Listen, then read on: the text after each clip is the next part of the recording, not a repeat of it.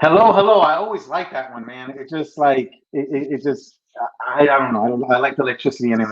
But hello, guys, and everything like that. Sorry, we started a minute late, but we're back with part two. We got Tjacks and Dragon, that game dragon, Shadow Dragon.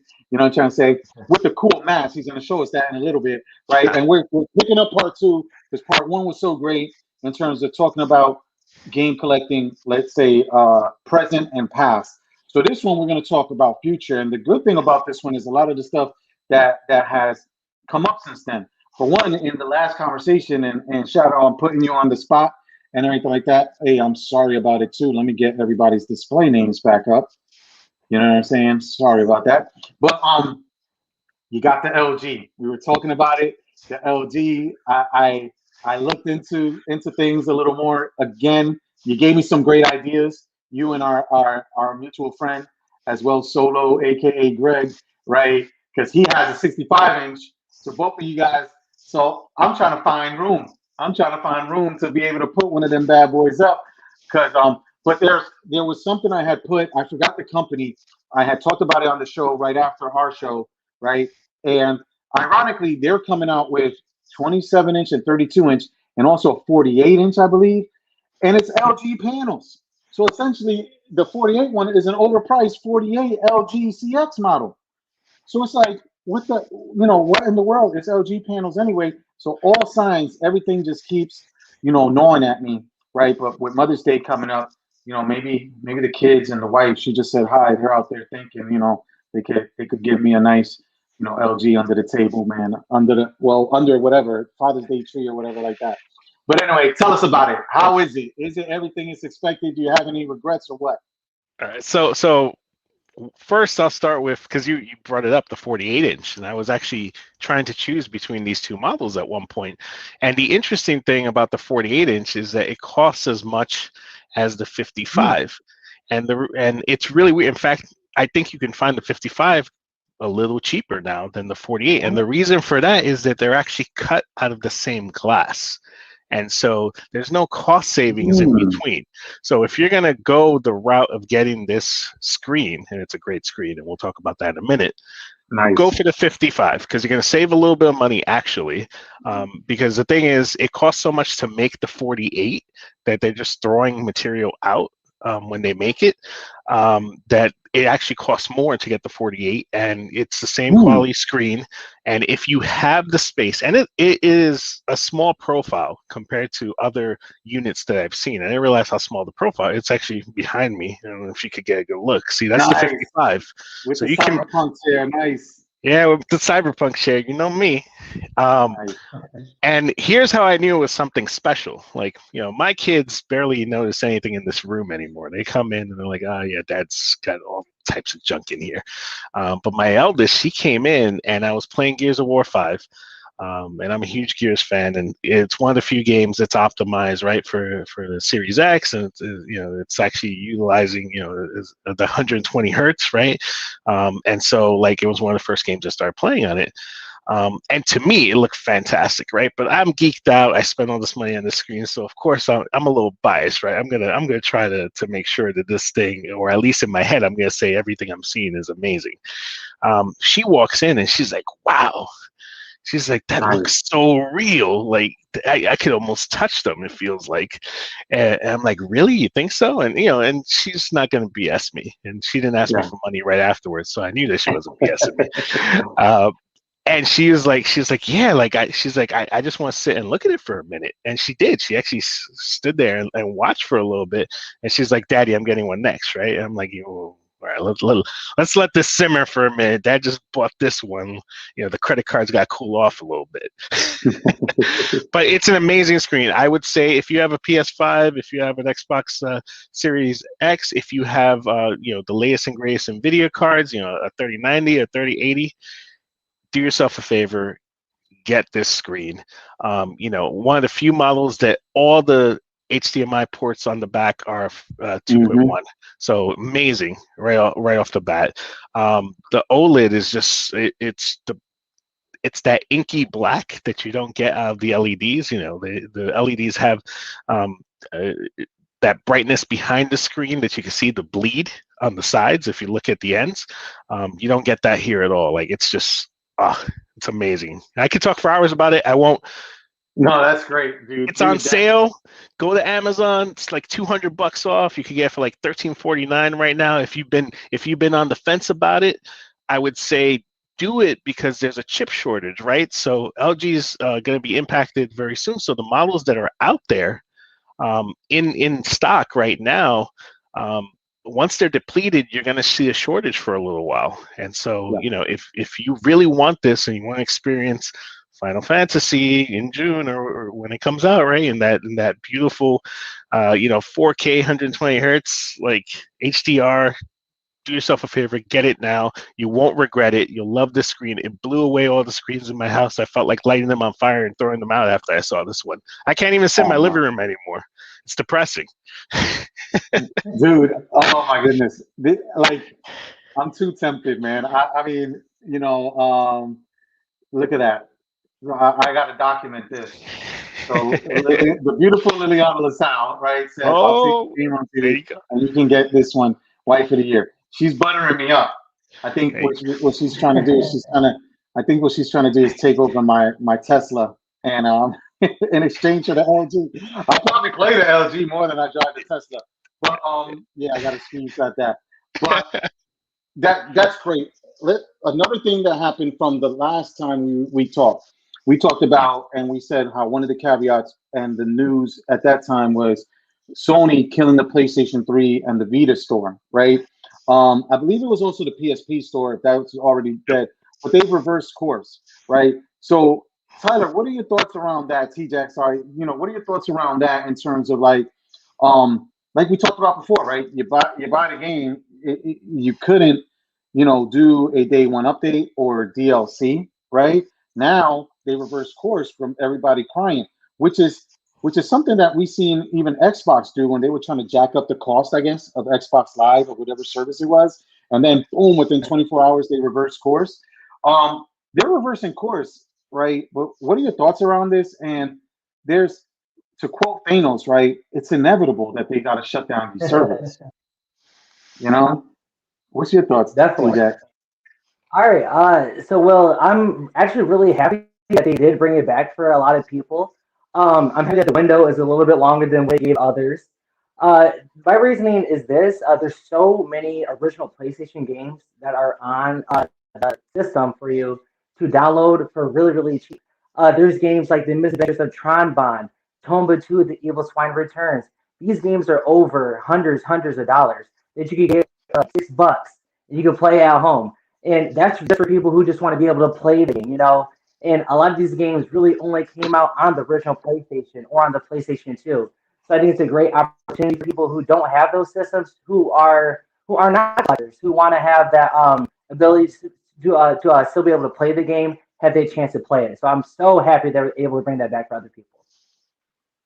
Yeah, that's great. It's what scares me, and tying it in, and Shadow, give us your thoughts too, tying it into what we're going to talk about, right, for the next 20-25 minutes, is as far as future of game collecting, because again, these are legacy systems at this point, PS3 and the Vita, right? But a lot of it has to do with also backwards compatibility, and we'll talk too, if you want to give your thoughts on that CMOS issue, if you guys know about that. If not, basically, we're IT guys and everything like that, but they have, most systems have a CMOS battery for the BIOS or firmware, right? I'm throwing air quotes because a lot of people mess up BIOS firmware to actually operating system software, right? And then even introducing hypervisors, right? Microsoft with multiple hypervisors and everything like that in the system as the architecture. But the CMOS basically saves basic input output, right? And what happens is, what they're saying is, for PS3, 4, and even PS5, that when you lose the BIOS, right, battery dies, that you lose the ability to play downloaded content, right?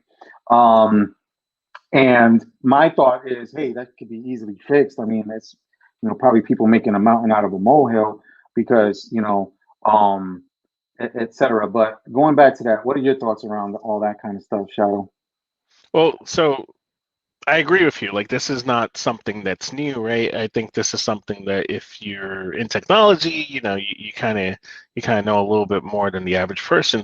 My worry is the average person is not going to be able to do what needs to be done to get their collection back, right? I mean, guys like us, we mod our systems, we experiment. We're willing to sometimes trash an entire unit just for the learning experience of trying to do something crazy.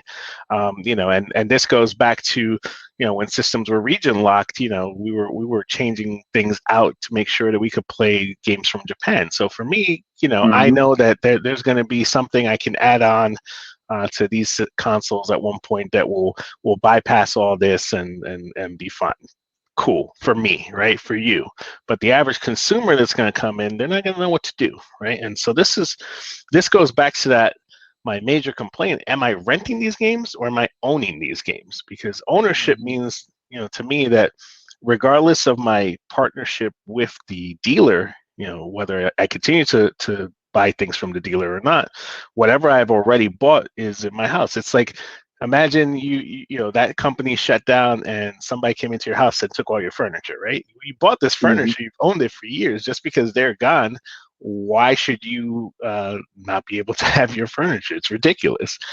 Same thing with movies, right? I worry about all these movie services too. Like, I've started moving away from having all the Blu-rays and everything and starting building a digital collection because to be honest, I think like the wife and the kids are gonna kill me at one point because I just have so many Blu-rays lined up that I had to stop and start actually buying digital because I'm like that. Like a movie, I want to keep it in my collection, and they're great, right? But you see things where licensing gets lost, right? Amazon went through some nonsense like that with Disney, where like you bought all these movies and then all of a sudden they don't have licensing rights anymore, and they were talking about like, oh, well, we don't know what we're gonna do with you guys. That's Disney's problem to deal with. I'm like, whoa, I didn't buy it from Disney.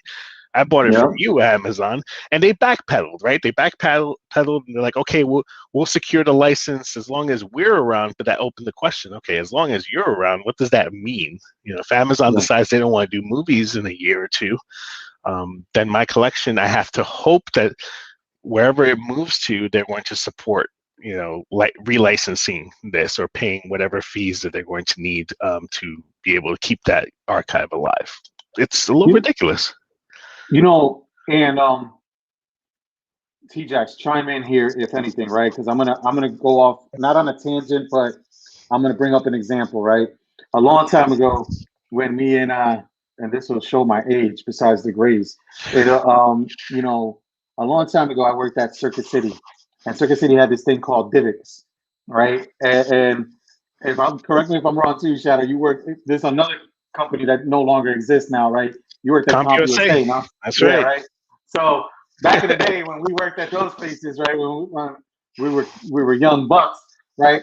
They had this thing called Divox, and Divox was disposable DVDs essentially, right? So you could rent it, take the DVD home, right? $4.49 or whatever like that. So the cost of a rental. But if you liked it enough, you can unlock it. The thing connected to a phone line. So this was a long time ago. So it had a modem, right? Probably 5600, let's say, right? So it had a modem, 56K, my bad, 56K. So it had a modem and whatever, and you can unlock it. But just like what Shadow was describing, Circuit City's not around no more. The Divox service died before even Circuit City died. So even if Circuit City would have sit there, so anybody that bought this new system, anybody that bought these things $4.49 and said, I think one of them was not Daddy Daycare. One of them was Kindergarten Cop.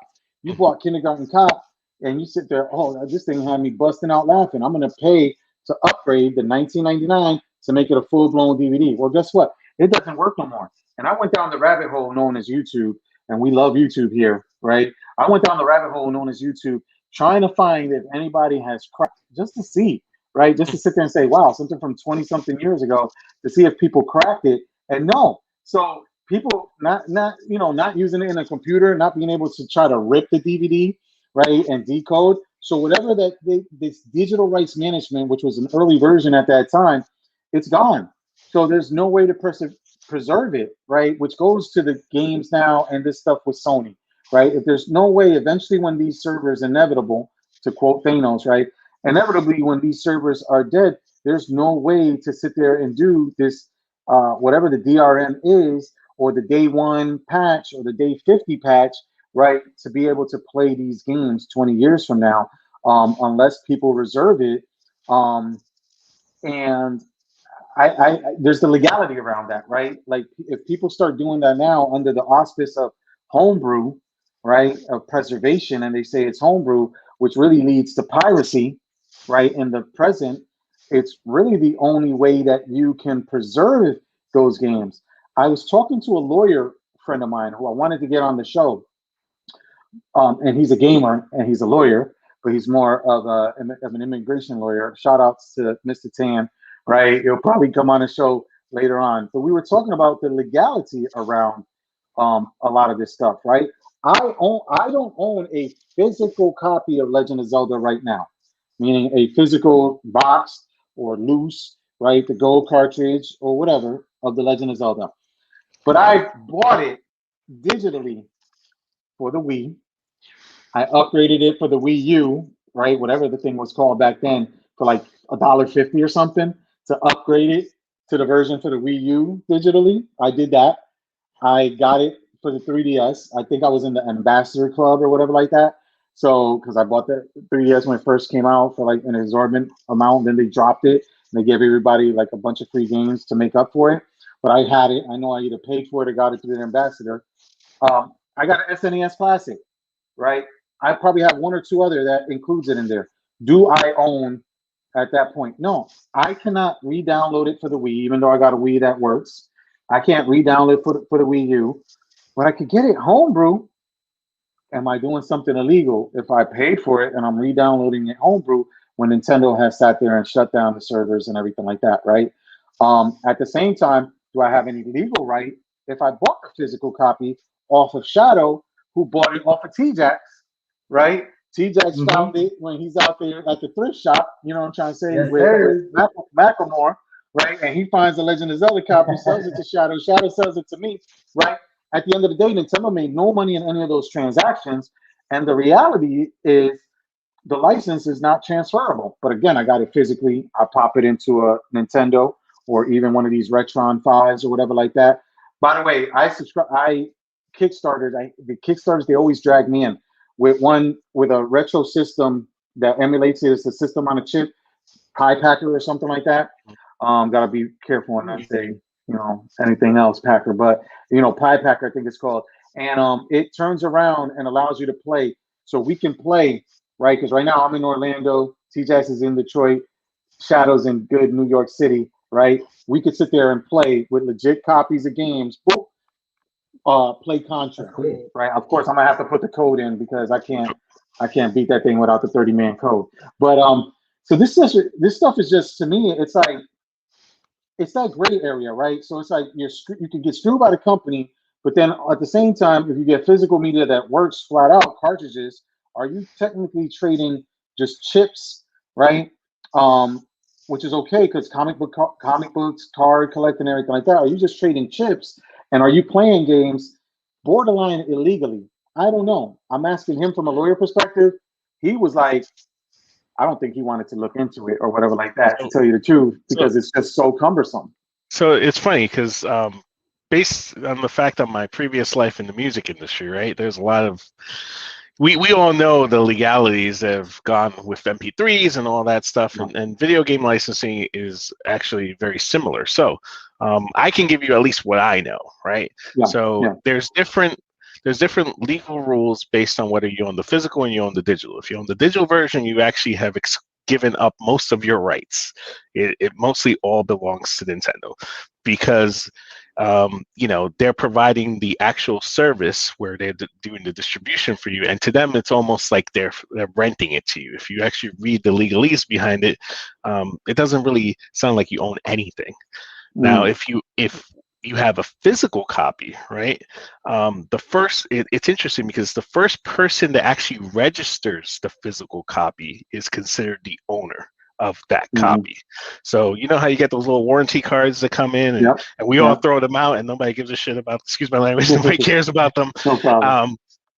You know, if you were the first person to register, like if you bought it today, and even though it went hands off a couple of times, you were the first person to actually register it as your copy, then you are the first primary owner. You are the one that's entitled to all the rights.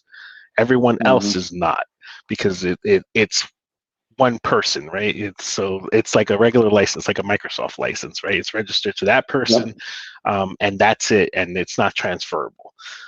Now, this brings up another point when we were talking about that people don't think about is music in games, right? Because this is also something that's going to be a problem. A lot of these licenses for the soundtracks in games are only good for about 10 years. Some of them even less than that, 5 years I've seen in some of the smaller contracts. And once that expires, they can no longer have that content in, right? So even if the store is up, let's say, right? Let's say PlayStation decides, hey, we're gonna keep these games up for indefinitely because we want to be that company, right? When the music licenses expire on these games, they have no choice but to pull them down if you know, the publisher doesn't feel like renewing those rights. And so you're still caught, you know, on the back end, you know, like we all like playing Grand Theft Auto. And we're like, oh man, like they got all these great soundtracks in there. Those soundtracks are the things that are going to kill you because they're not in-house. And so if they can't send an update, right? Like 10 years from now, we don't know if 2K is going to be around, right? You still might want to play one of their games, but if they can't pull that soundtrack down or change it, they have to pull it out from the store, or they're going to have to pay the music companies a lot of money. That's a great point that you bring up, because I just thought about that. Didn't they have to redo and Tjacks? Didn't they have to redo because of that NBA Jam when it came on the arcade went up? That's why, like, I think so. Yeah, players they pulled it. Yeah, and the music and stuff like that. And because I was trying to see if it was the right ROM where I could put the Mortal Kombat characters. By the way, have you guys getting off on the tangent, but have you guys seen it yet or no? Of course, of course. Have you seen it, TJ? What are your thoughts, real quick? I know oh man, you sure you want to open up that door, AK? That's good. That's a show on its own. 3 and 4. Well, let's get. You know what? Yeah, it's still early on. Some people are trying to see it in the movies. We gotta talk about that in a recap. So get back to, you know, for the last 7.5, 10 minutes or whatever like that. On the future game collecting, Tjacks, what are your thoughts? Let's transport ourselves right to 2020. I'll say 2025. You know, where we're already 4 or 5 years into PS5 and Xbox Series X. I'm sure by that time there'll be Xbox Series X Pro and PS5 Pros, right? That got 8K and Super HDR or whatever like that versions. But now, put yourself in those shoes, right? So all the games that, oh my goodness, I'm sorry, I'll put this up there and everything like that. So all these games that have come out, right? So God of War 2 or whatever the hell they're gonna call it, right? And all these, you know, Last of Us 3 and all these great games. How do you foresee the collectability of those games, right? And you know, 5 years from now, and even further in the future, right? Like when there's people that want to talk about retro, how would they be able to play these games or collect these games, more importantly? Okay. That's a great question. And I was thinking about this earlier in the week. So I feel like the PlayStation 5 is just setting the tone for the future of collecting. They're giving you two options. Do you want to collect digital or do you want to collect physical? And if you want to collect physical, you're going to have to pay a little bit more, obviously, right? So with that being said, I think that the future, I think they're also doing a test with it. So they're probably going to do a test with, like, is the digital version going to sell more compared to the non-digital version? And if this one sells more in the future, are we going to pull physical media? You know what I mean? So I'm thinking personally that you're going to have two different options, and they're already doing it right now, even with the Switch. You know, the eShop has thousands of games on it right now Yeah. that you could buy that you cannot buy physically. So Yep. I see the future being more digital because people who are in their 20s and 18, 19, 20, 21 years old, they don't really like to have physical stuff. You know, a lot of their stuff is digital, and I work with kids right now, and none of them really have like a physical thing they want to hold. They like to have everything digital, and I'm thinking that everything will be more digital. But I feel like right now they're setting the tone of, okay, we're gonna give people the option of digital and physical. If we think that the physical will sell more, then hey, they have that option to get that. And I feel like other systems are going to take the blueprint from what the PlayStation 5 is doing and going to make it their own, and just to see what happens. So I personally feel like it's going to be more digital because they're already putting so many digital games on there for you to get when you already buy the system. So that's my thoughts on it. Yeah. Yeah. Shadow, what are your thoughts around that? So it's funny because I think from, and I hate to divide the camps, but there have always been two camps, and they've been around for a while. There's the PC camp, and then there's the console camp, and there's always been wars between them. But this is a place where I think that the PC camp is actually showing us what the future is going to look like, because if you've ever been a PC gamer, and I'm again showing my age just like AK was, right? Like I remember there being collector's editions of like StarCraft and World of Warcraft and things like that. And they've moved away from that. And Steam has now become the mausoleum, I like to say, of all the dead games, on PC.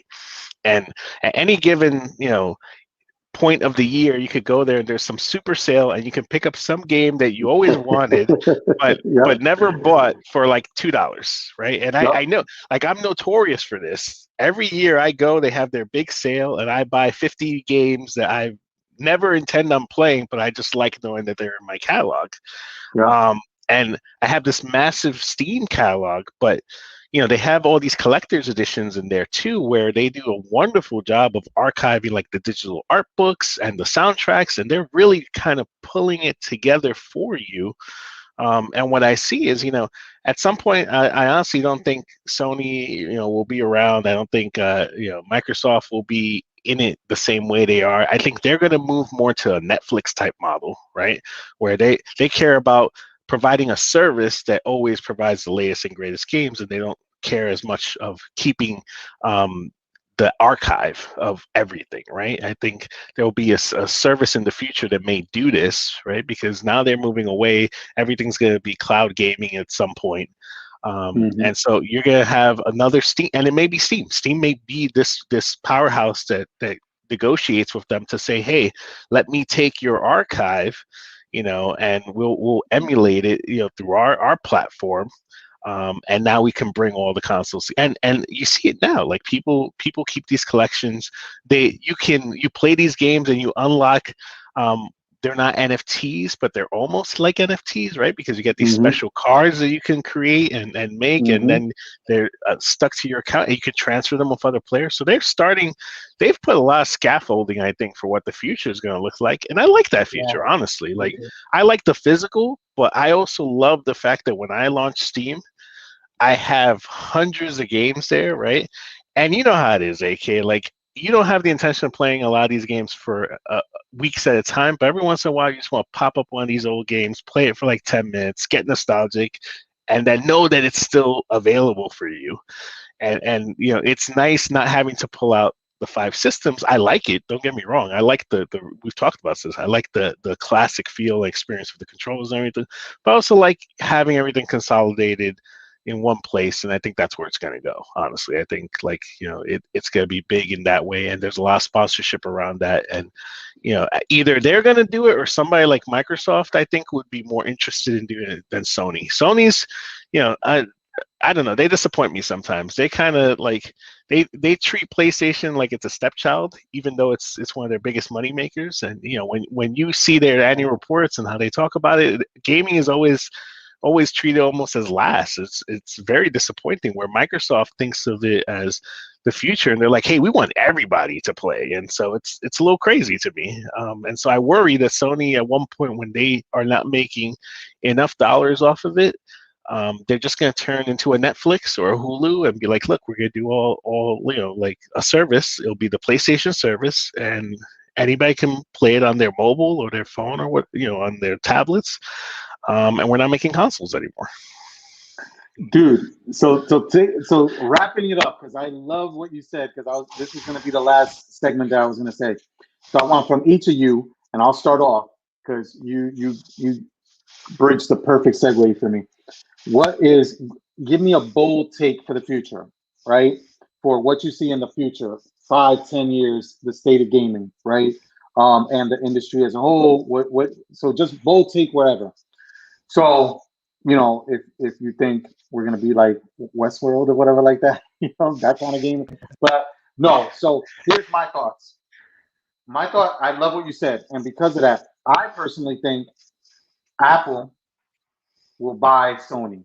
So my take is gonna be Apple, the maker of Pippin, the Apple Pippin, not Scottie Pippen, the Apple Pippin way back when, right? Apple will go heavy into gaming.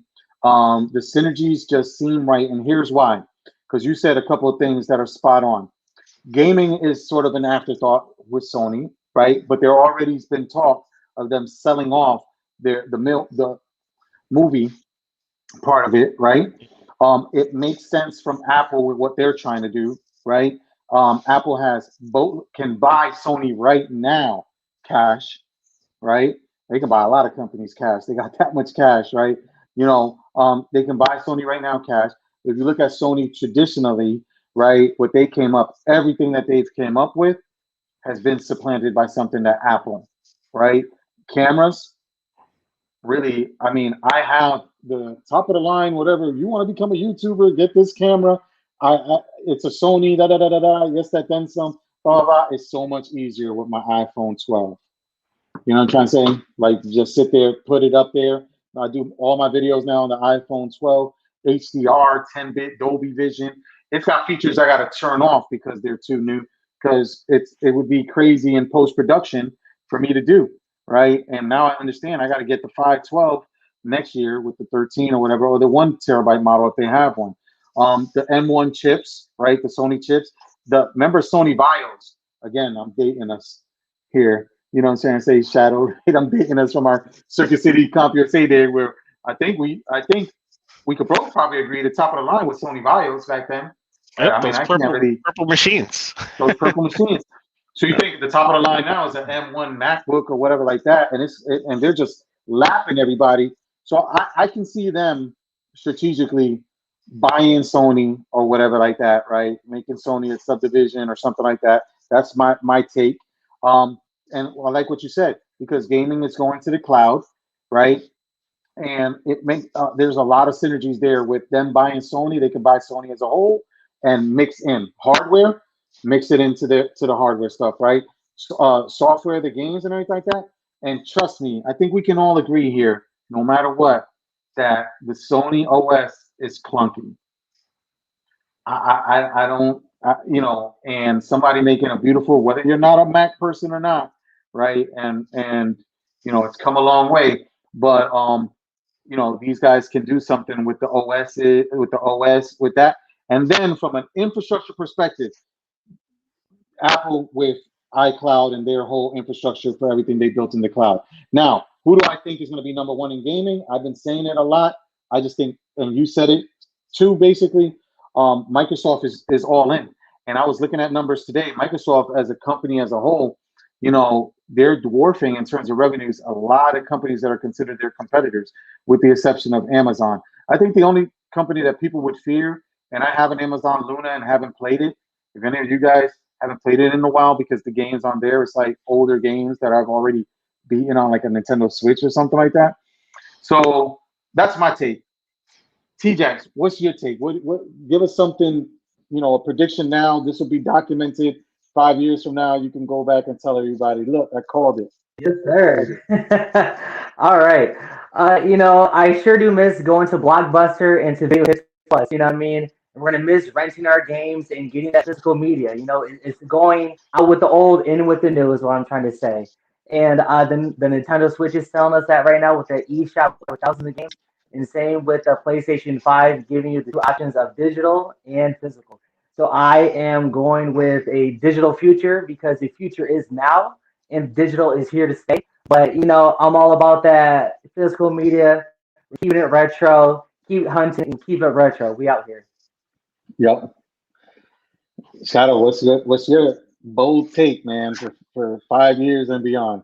So a lot of folks may not like this, but I think it's going to be a Netflix model, where and I know people may not like it, but hear me for a second. I think it's great for worldwide players, right? Because we are very fortunate here where we can buy all the games we want, but there are a lot of places in the world where we don't have that luxury, and bringing gaming to the cloud, bringing these virtual consoles online provides the ability for almost anyone to experience games that they may have never experienced before. And think about your experience with Netflix or Disney Plus or any of these services now, right? You watch things you have never watched before. They're intelligent, right? So the more you watch them, the more you use them. You have AI in the background that's learning your behavior and saying, cool, I know what games you like, right? And they're going to start presenting to you old games and new games that you would have never touched on your own. And so I think, for gaming, it's great because, I always say, like, I want my kids to know, like, what the great games were in the past. It's not all about a AAA title always. They're great, fantastic games in their time that were pivotal in moving the generation forward. And I think there's a lot, in playing those games that players get, especially if they've never experienced a franchise before. I think about folks that tried Final Fantasy, 7 now for the first time, right? The new generation played, and then they see how it was started with the old games. And you know what?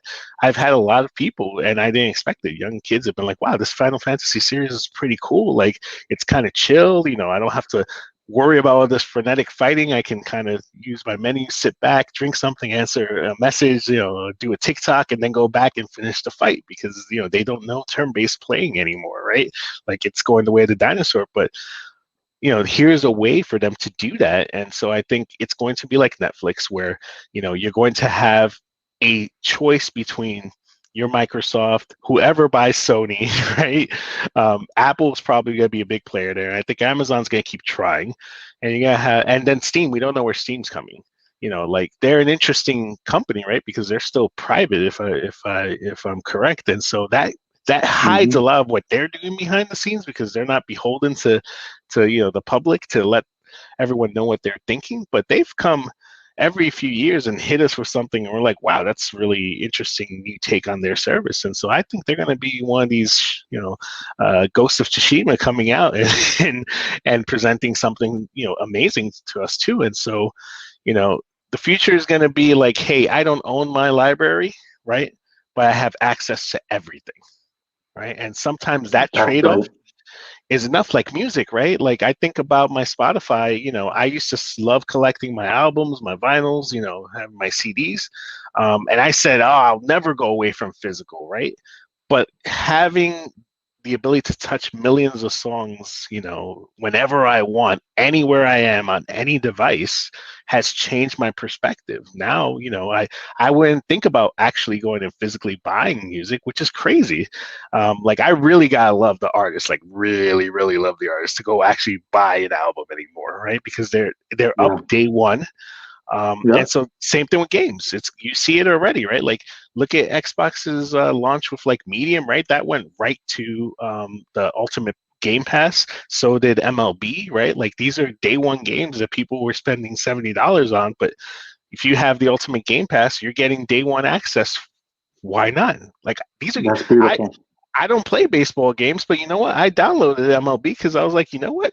Hell, I'm paying for this service. It's free. Everybody's saying it's cool. Like, let me try it. So that's it. That's my take. I'm sorry that took a while, but No.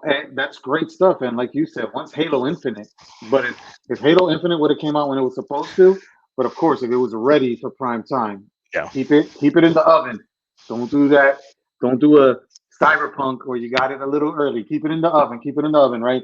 So I'm not mad at you. But if that would have that's a game breaker for Game Pass. And now with them buying Bethesda and everything like Yeah. that, it's just like the library. That's why I always say it's a value, but you hit the nail on the head, right? I love what you just described and saying how they can use the algorithms and recommend you games like because dude, that's what YouTube does with the algorithm, right? Absolutely. One day they'll recommend us after Scott the Waz here at JLS Gaming or Metal Jesus Rocks or one of those guys, and then we'll get to 100,000 subs, right? When we finally the algorithm, you know, recommends us. But sometimes it puts you down that rabbit hole. Right now, YouTube has been playing for me great Jimmy Kimmel skits.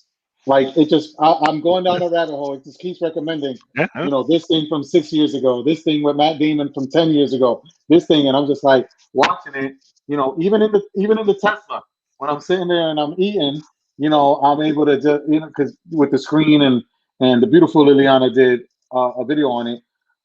It's recommended, and I'm sitting there cracking up watching these Guillermo and Jimmy Kimmel skits, right, from like the past 10 years, and they all have millions of views, and it's just like, but like you said, that will somebody will go down that rabbit hole from a video game perspective, and they'll recommend they're a Zelda fan, and oh, I love this, and they'll recommend something that the guy's like maybe Stardew or something like that, right, and they're or like you said, Final Fantasy VII original, man. That's my favorite game all time, right? And for it to recommend somebody that, and then recommend maybe 8 or 9, you know what I'm trying to say, or Dragon Warrior, right? I think that's an amazing concept, and I agree with you. That's there. I posted in here while we're wrapping up, guys, and then I'll go around last thoughts you guys have. I posted to the people. I'll bring it up so we can see it here. Because when you said what you said, it made me think, man, there's already where you can just play in your freaking browser. You can just hit play in your browser and play the entire ColecoVision library on archive.org, right?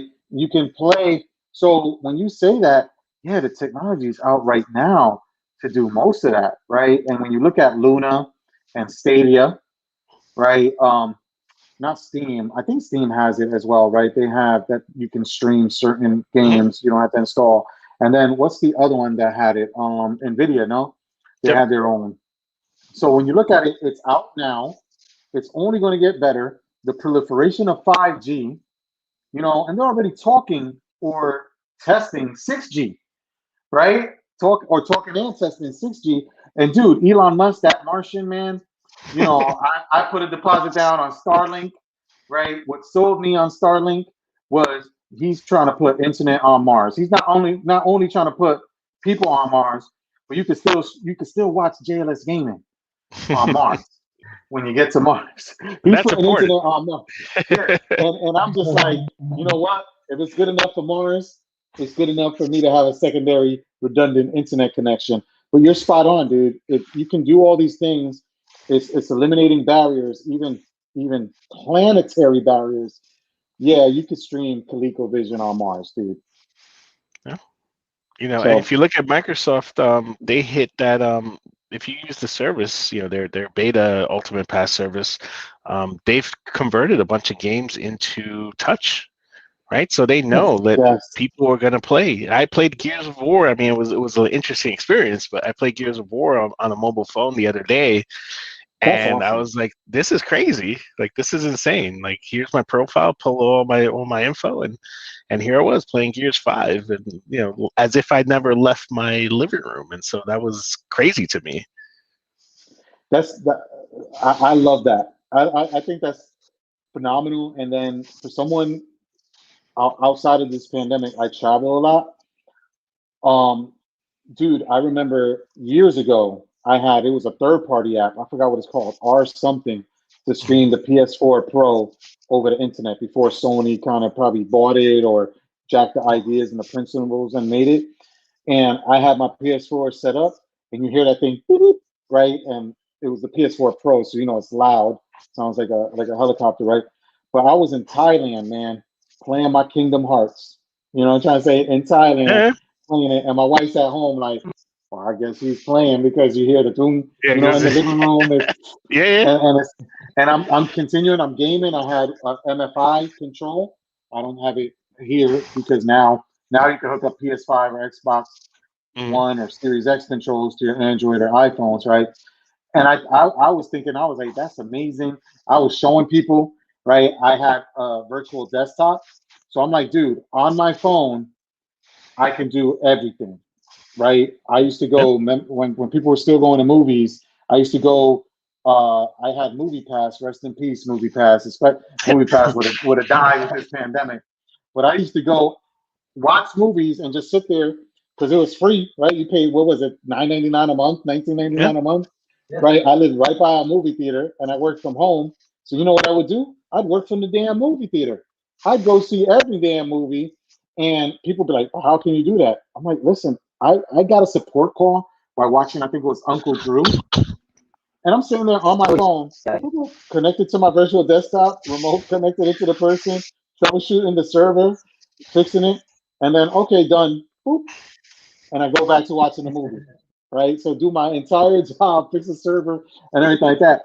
I think that stuff is amazing. And when you think about the technology, and again, we can have another, and we should reconvene in about a month and talk about this like future kind of technology like that. Because now you're talking about, remember I had Google Glass back in the day, but you're talking about the HoloLens, the Oculus Rift, right? You're talking about what Magic Leap is creating. You're talking about the next also generation of interaction. I joked about Westworld, but the reality is, you know, that stuff that's out now, you know, maybe military type technologies, but dude, or you think about it, man, we all gonna be running around. You was talking about Halo and Gears of War. We all gonna be running around in exoskeletons soon, man. I hope so. This aging thing ain't cool, man. Yeah, playing tag with exoskeletons. I know. Yeah, there you We're go. gonna be 50 years old, you know, being able to be like we're 10, 11. Listen, guys, and we got people, you know, cracking up in the you know, in the comments and everything like that. Guys, it's been great. We're gonna definitely do it. We got some topics coming up and everything like that. As always, shout out to Tjacks, shout out to the Game Dragon, that Game Dragon. Go and check out their channels and everything like that. I'm always telling them, you know, and we'll be back Wednesday. For JLS Gaming, I'm dropping tomorrow at 5 p.m. Another one in our retro unboxing series. So be on the lookout for that. The video's uploaded and everything like that. So, and as Liliana said, great seeing all you guys again. That's it. If any of you guys like, subscribe, comment below, give us topics. You know, give us topics that you want, you know, Tjacks and the Game Dragon to come back on and everything like that. And again, check out their channels, right, for their content, right? You know, that Game Dragon, you need to do a nice review, show us some pictures and everything like that. We documented my wife, you know what I'm saying I can buy it for her wine room, although there's no room on the wall, so I don't know what she was talking about really. And then Tjacks, now that we're finally getting on the other side of this pandemic and everything like that, we got to see some more videos of the finds and everything like that, dude. All the good stuff and everything like that. All that you're finding. You know, and you know, give us some of that content on you know, Gary V. Once in a blue moon, he does it, right? What's it called? Arbitrage or whatever it is, like that, right? I think that's what it is, right? Show us that, right? Where you're going out there doing like CJR does, getting the good stuff, finding the good deals, right, and everything like that, and then being able to flip stuff, right? Somebody found in a damn garage sale. You know what I'm saying? I think it was a baseball card. It was either a baseball card or a basketball card that was worth $10,000. Wow, that's insane. Crazy. Absolutely insane. And the same in a garage sale, just buying it in a stack, you know, of cards and everything like that. And it's like boom, boom, boom. So there's still gems. There's still gems out there, man. There's still stuff like that. Somebody still got a track and field in there. You know what I'm saying? Like that Super Mario. That who the hell? 30 years later, or however many years later, you were supposed to give it to somebody for their birthday and you forgot and stuffed it in a drawer. Crazy. Absolutely crazy. Can't wait. So there's people out there like that, man. All right. So as always, Love you guys. Hold on one second. James is out saying peace. All right, guys. Peace.